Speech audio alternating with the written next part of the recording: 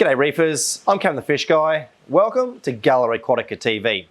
Today we're at our Salisbury store and we're going to be having a close look at the display tank here, the LX Waterbox Salisbury Reef. We're going to show you exactly what we do for the maintenance on this system, and we're going to give you an update and show you exactly how it's going.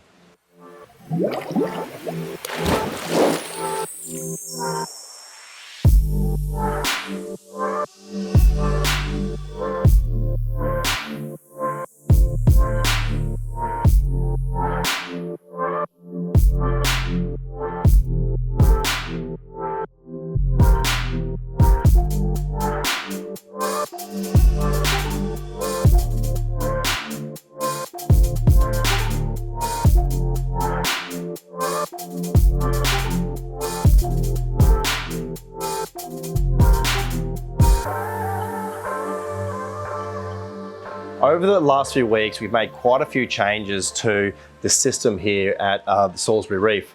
And probably the main thing that I've really started doing is adding little frags just to sort of start the coral growth. Now, my intention with this tank is to grow the vast majority of corals in here from small frags. And the structure that Shed Boy has created for this tank really does lend itself to small, colorful SBS colonies.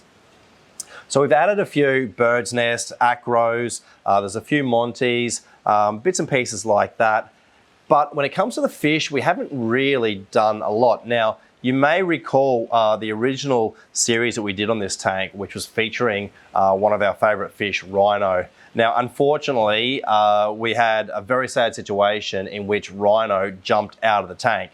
And it was a really strange situation. I never thought, out of all the fish that I've seen jump out of tanks, he would really have been the last fish I would ever have expected to jump out. So we're kicking ourselves that we didn't use a net cover on this tank. We now have a net cover that comes out at night time, but we've only got 3 fish in here now. We've got a pair of Banggai cardinals, and they're actually a breeding pair. We've had a couple of mouthfuls. We haven't successfully raised any young yet, but we've got the Banggai cardinals and we've got a purple tang.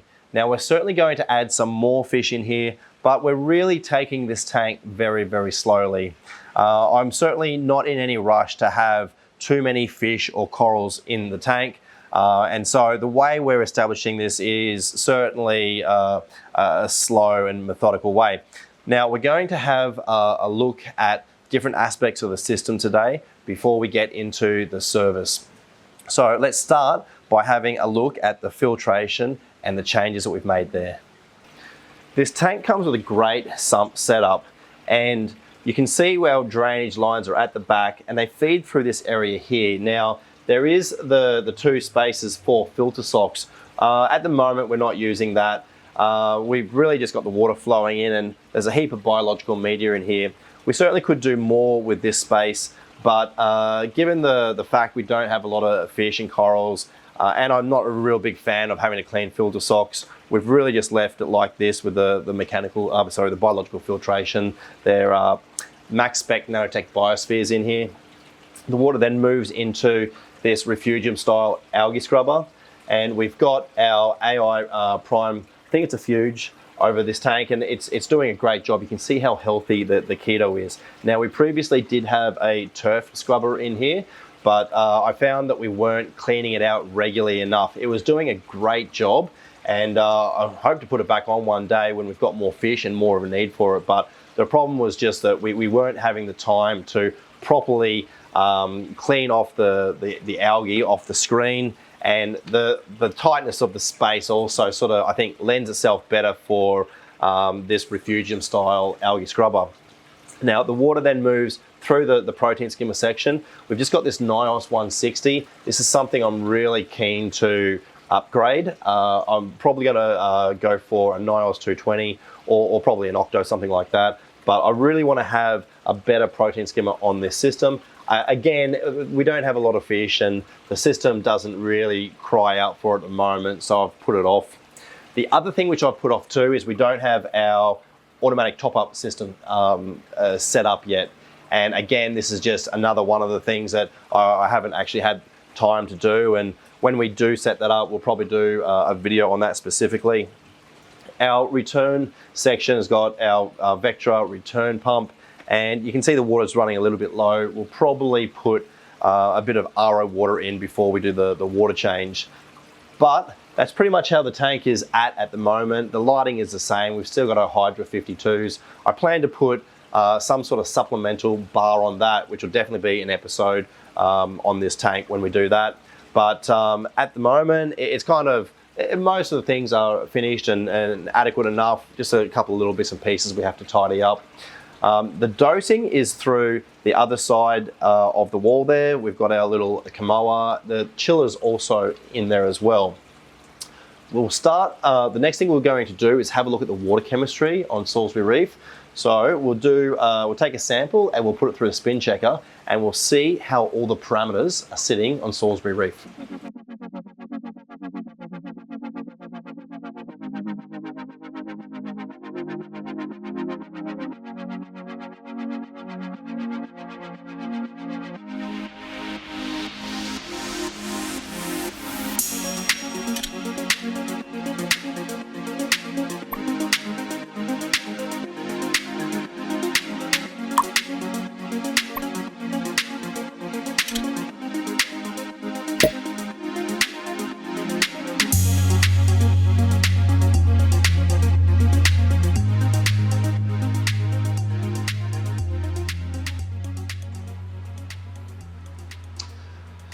Okay, we have our results from the spin tester. I've just converted the ALK from ppm to degrees of carbonate hardness, and we've got a 6.8.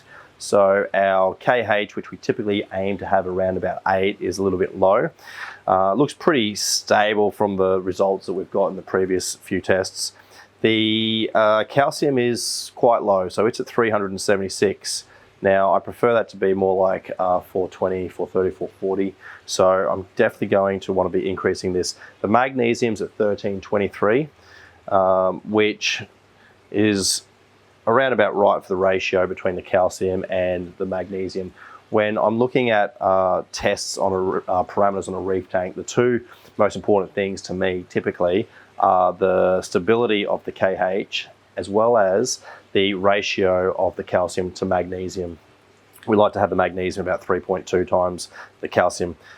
This tank runs pretty low nutrients. We've got 0.0 on the spin tester for phosphate, so that's fine. pH 8.1. The nitrate is at 2. So overall, the levels are pretty good. But let's go to our doser and we'll look at how we're dosing this tank, and we'll increase our levels. So you can see we've got our Triton in the 3 bottles at the back there. We've just got, I think, the Powerade bottles. It's doing the job okay for now. I'd like to get some nicer vessels. The problem we've got is these are a little bit small. But the first thing I look at before I make an adjustment on the doser is to ensure that all of the vessels are full and the dose is working, and that we don't have any empty vessels, because of course that could affect the levels, and if you then change it based on that, then you can have a problem. But we've got our Kamoa in the back there, so I'm going to get on the app and change it. I'm going to increase each of the 3 channels. All the levels were a bit low, and all low in ratio, which is nice. So it'll be just an increase of about probably 5-10% on each of the channels. Now we also have our TK1000 chiller around here. So I'll just change the levels, and then we'll look at doing a service on this tank.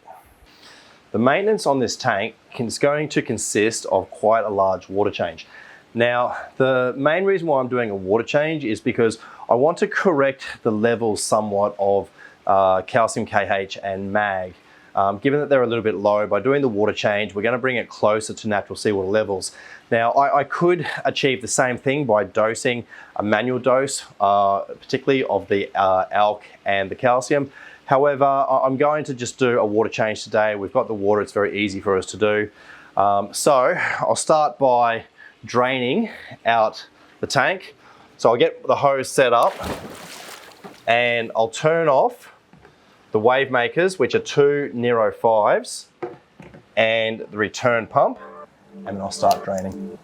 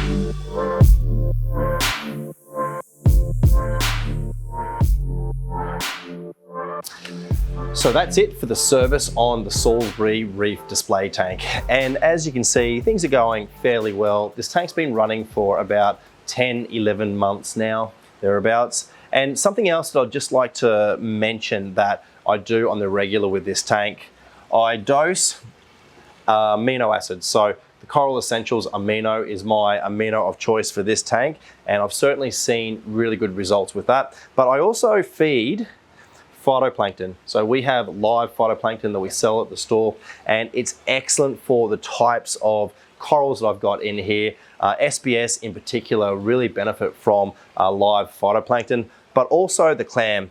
And you can see I've moved the clam down the bottom here. I've done a couple of other bits and pieces. I've glued in a photosynthetic Gorgonian and a new Monty, and I've re-glued a couple of other pieces. I've also gone through and picked up some bits of rubble just to clean up the tank a little bit. But overall, I'm pretty happy with how it's going, but it's definitely time for us to put some more fish in Salisbury Reef. So if you've got any suggestions as to fish that we can put in this tank, leave your suggestions in the comment. I'd really love to hear. But that's pretty much it for today's episode of Gallery Aquatica TV. We'll bring you back to Salisbury Reef to do future updates and show you how this tank is going. So thank you for watching. I'm Cam the Fish Guy. Happy reefing. That's it for this week's episode of Gallery Aquatica TV. Don't forget to like and comment on all our videos and subscribe to our channel. Stay tuned to Gallery Aquatica TV for more exciting episodes to come. I'm Cam the Fish Guy. Happy reefing!